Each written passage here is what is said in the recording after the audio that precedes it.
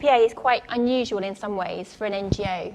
So a lot of the work we do is what you traditionally expect an international development organisation to do. So we use aid funding and we deliver aid projects, primarily working with local authorities and national governments to strengthen health systems and to make them more accessible for marginalised groups.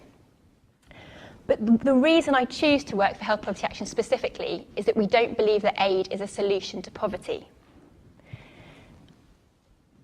I feel that there is a major problem with the current conception of international development, and that is that it fails to acknowledge and address the root causes of poverty and inequality. So we often see poverty talked about in terms of international development really quite devoid from the wider context. So that might be through pictures of children and suggesting that your kind of cash can save them.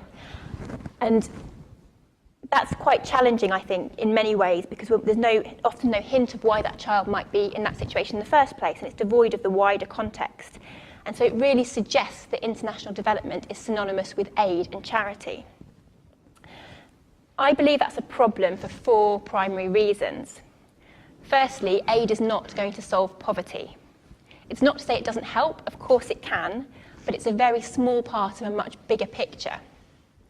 So, for example, countries across Africa receive every year about $30 billion in international aid. At the same time, $203 billion leaves the continent, and that's in things like profit repatriation by multinational companies, tax dodging, illegal logging and fishing, and the costs imposed on African countries as a result of climate change. So when we talk about the resources for addressing poverty, aid really is quite a small part of that picture. The second reason I think it's a challenge is because when we talk about development, we hear about it devoid of the context. It creates the idea that poverty is somehow natural or the fault of the individual, and it really lets those who are responsible off the hook. The third issue I'd highlight is that it creates very dubious power dynamics. So if we choose to ignore the impact of our 10 tax havens that are under British jurisdiction and the impact of those or our trade policies on people across the world, and instead communicate that the primary relationship between people in the UK and in other countries is one of our charity, that creates a real power imbalance. And as we've seen in times of austerity, with the current public hostility towards development in the aid budget, it undermines solidarity. The final reason I think the current conception of development is problematic is that it distracts us from action on the real causes of poverty. So all the time we're caught up talking about the aid budget, debating how big it is, whether we should spend it or not, what we should spend it on. We're ignoring all those policies and practices, our trade policy, our tax policy, climate change, arms sales, that create the very poverty that aid is supposed to alleviate. Aid is not the answer to poverty. At best, it's wholly inadequate compensation for some of the damage that's been caused. Now, there's those of us with concerns about this sort of depoliticisation of development within the sector. So my organisation, War on Want, others a few years ago created a network called the Progressive Development Forum. So that's basically a space for people who are interested in international issues but concerned about the depoliticisation. And we define international development a bit differently. We define it as a radical change which challenges the status quo of power and hierarchy. Now, the reason I just gave you all that background is just to let you kind of give a sense of the context in which this paper emerged. So I think this Labour document, this vision for international development, represents a really radical and clear break from traditional development tropes. And for those of us who have been advocating for such an approach for a long time, it's really very, very exciting. There's 3 main themes that I think are hugely significant in it. The first one is that it's premised on the idea that we're all part of a single interconnected system. So rather than suggest that development is about us giving aid to poor countries, instead it recognises that the problems that affect people in the UK are the same problems that affect people around the world, and often those very causes are the same as well. So for example, whether it's the NHS here or whether it's the health system of Sierra Leone, both of those can lose out to tax dodging by big corporations. Whether it's older people in London who are struggling to access social care that they need, or people in Malawi, for example, who can't pay for the healthcare, both of those issues are issues of austerity and inadequate public spending. So it's the same ideology and the same capture of wealth by elite and big business that affects people everywhere. The second factor I'd highlight in this that I think is also really significant is that it really challenges the myth about neoliberalism or trickle-down economics, austerity politics, whatever you want to call it.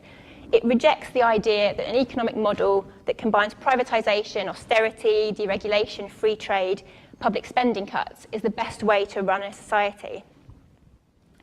People here might know that the reason many poor countries introduced things like restrictions on public spending, privatised services and open markets was not really down to democratic choice, but coercion.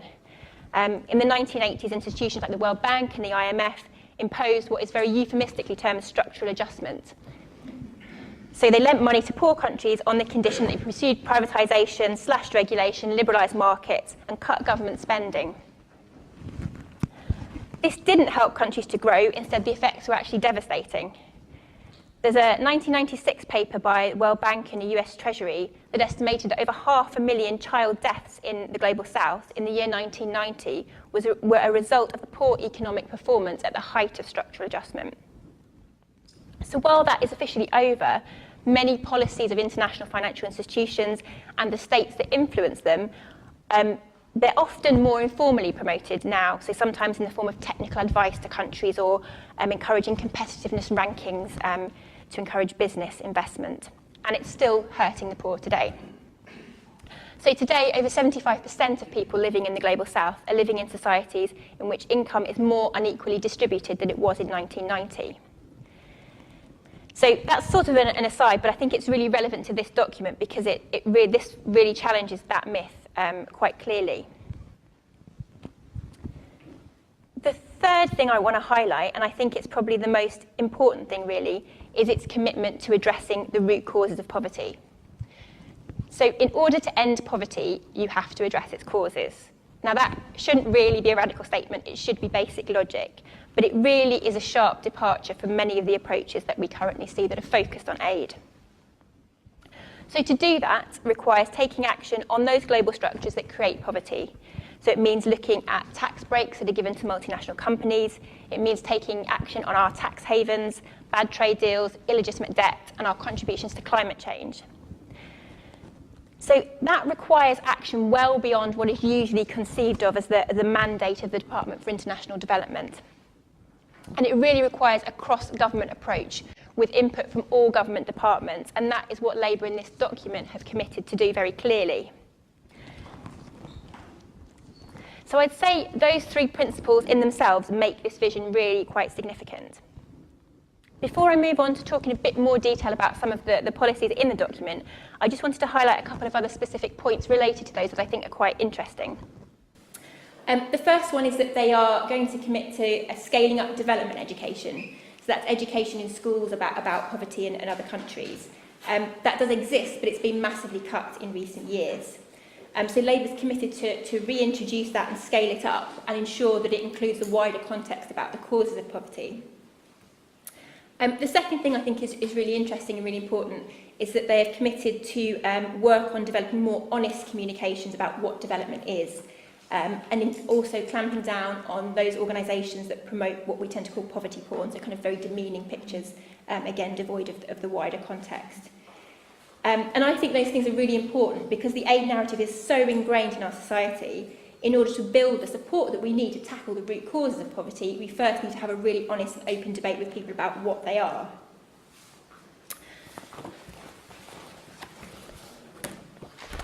So I thought I'd move on now to talk in just a bit of detail about some of the things in the document. I won't go into too much detail. There are copies out there if anyone's really interested in reading it. But I'll talk through the kind of main themes of it. The first important thing to say is that it is going to change the mandate of DFID. So DFID is the Department for International Development. So currently its mandate is to reduce extreme poverty. Under Labour that would change to reducing poverty and inequality, so it would have this dual role. And that's obviously important because of the way that inequality is growing throughout the world. So I'll just talk through, there's 5 key, themes or kind of key policy areas in the document, and I'll just give a sort of brief overview and just highlight 1 or 2 policies underneath it. The first one is a fairer global economy. So under this, DFID is committed to things like, Labour DFID, has committed to things like assisting low-income countries to build their tax base and clamp down on tax avoidance. They're also interested in things like looking at alternative models of ownership and how they can support people in those, things like cooperatives and stuff like that. Then alongside other government departments, they've committed to really getting our own house in order by looking at things like our trade policy and clamping down on UK tax havens. The second theme in the document is a global movement for public services. We all know, obviously, next month is the NHS, birthday of the NHS. This year, though, is also the 40th anniversary of the Alma Ata Declaration, and that's a global declaration on primary health care. I find the Alma Ata really interesting and really important, and that's because it recognised that to achieve health for all, we need to address inequality both within and between countries and tackle the underlying political and economic conditions that create poor health in the first place. Now, there's lots of discussion about universal health coverage at the moment globally, and universal health coverage basically means everyone having access to health services without financial hardship. In those global, it's become kind of very popular. It's, a bit of a buzzword at the UN, and lots of international financial institutions are also talking about it very seriously. But in these debates, there is a real tendency for those institutions and for donor governments to place all the responsibility for health spending on the governments of poor countries. Obviously, governments are responsible for how they prioritise their budgets and what they spend on healthcare, but what that neglects to mention, of course, is the level of resources they have and some of the underlying reasons those resources are limited in the first place. So, for example, British mining companies operating in a particular African country might be paying very little tax there, or choosing to channel their tax revenue into British tax havens. That obviously impacts on the amount of resources that country has to spend on health. Another key area relating to health is the patent regime. So 1/3 of people in the global south currently don't have access to essential medicines. A key reason for that is that they're too expensive. Patents owned by big pharmaceutical companies are protected through provisions in trade agreements which restrict access to cheaper generic medicines. So that means that the company can basically have a monopoly for 20 years on a particular drug, and that pushes up the prices and means that poor people can't afford it. So I mentioned that because the patent issue is one thing under this heading that Labour commits to looking at and to addressing in there, as well as spearheading a global movement for public services. The third theme is a feminist approach to development. So it's probably very obvious that women bear the brunt of poverty, working longer hours for less money. So in most countries, women's earnings on average are somewhere between 60 to 75% of men's. So this document commits Labour to a Labour government to implement the UK's first explicitly feminist international development policy. Specific commitments for a Labour DFID include tripling support to grassroots women's organisations, training staff on transforming power relations, and strengthening data disaggregation, so to really track kind of which groups and who is being impacted by aid spending. The fourth area is building peace and preventing conflict, and I won't talk about that, partly because it's not my area of expertise, and also I know that you're going to talk about conflict a bit later. But again, if anyone wants to have a look at it, there's a section in here. The final area is climate justice and ecology, and this is of course a really key area for global inequality. So countries in Africa are responsible for less than 4% of global carbon emissions, and yet each year they're forced to pay $36 billion to mitigate and adapt to the effects of climate change, which they didn't cause. So some highlights under this include divesting DFID from fossil fuels, and one which I think is particularly interesting, which is looking at alternative measures of progress, so alternative measures of well-being rather than simply obsessing about economic growth. And I think that's really important in terms of looking at how we prioritise and how we redefine what progress looks like. It doesn't mean abandoning economic growth, but it means looking at alternative models and seeing it potentially as a means to an end rather than an end in itself. So I'm going to wrap up this by just talking about answering the three questions I was asked to speak to. So the first one being the top 3 things a Labour government could and should do in this area in its first term of office. And very helpfully, they've actually set out a table in the back of this document, which outlines the specific policy commitments and a timeline, so by the end of the first 100 days, end of the first year, and the end of the first 5 years. I would say broadly, they've got it pretty spot on. One of the key things by the end of the first 100 days that they've committed to is really putting those mechanisms in place that are needed for a cross-government approach. So as this vision goes far beyond DFID's traditional remit, it's obviously going to require those mechanisms in place to ensure that they can coordinate very easily with the FCO, with the Treasury, with Home Office, Health. So specific things includes appointing a new Cabinet Committee on International Development. They would also put international development advisors into each government department and set up a joint working group on key issues to make sure that all government departments have responsibility and have this on their agenda.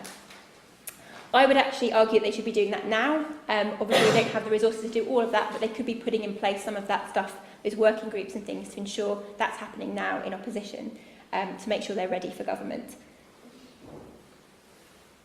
Likewise, another thing they've committed to set up, and that's by the end of the first year, is a mechanism by which civil society, both in the UK and in the Global South, can contribute to policy discussions and influence a Labour government's policy.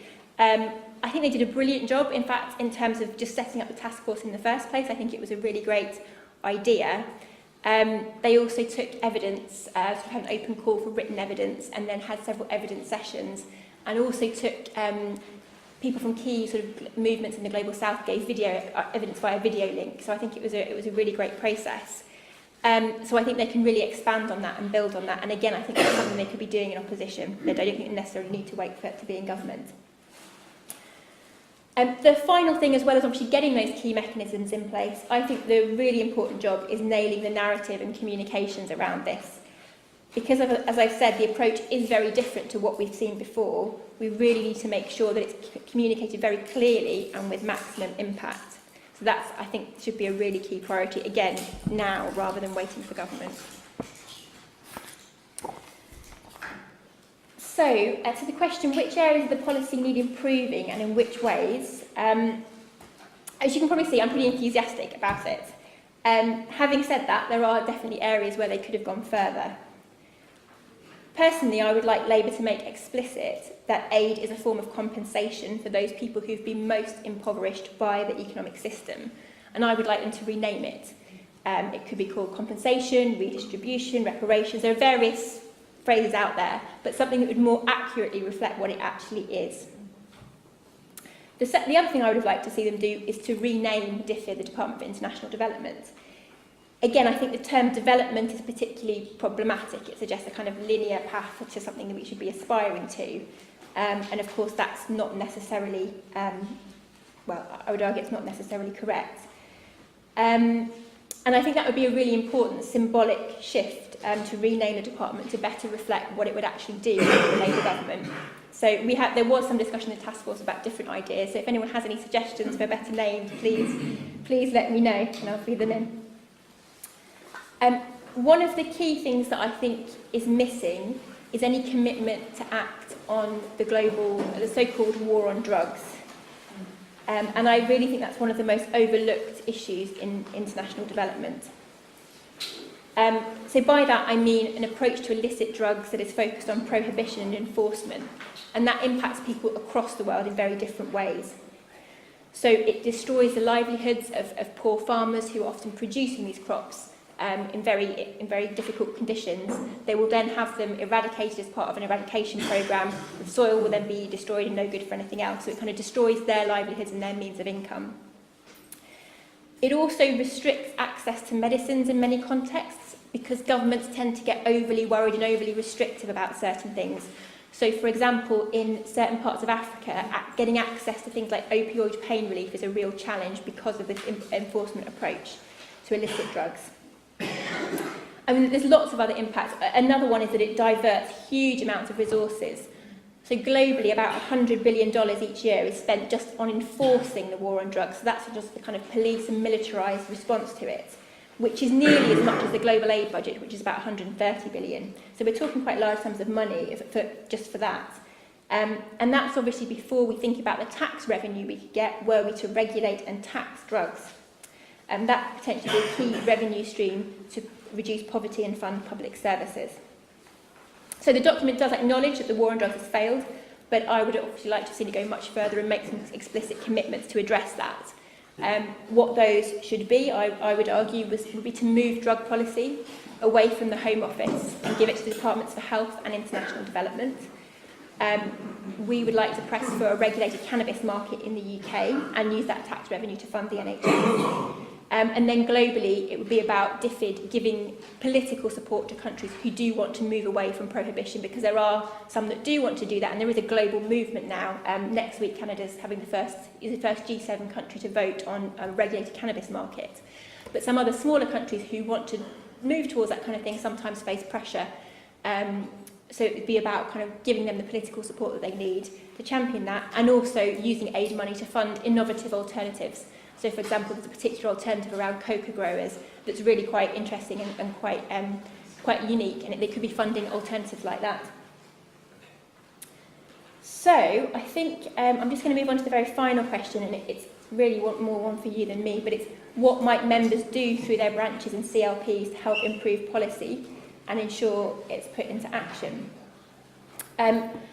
So as I say, this one is really for you. I think this document, as I said, is hugely significant, primarily because it outlines that what we need in the UK is what people need everywhere, and that our rights and struggles are one and the same.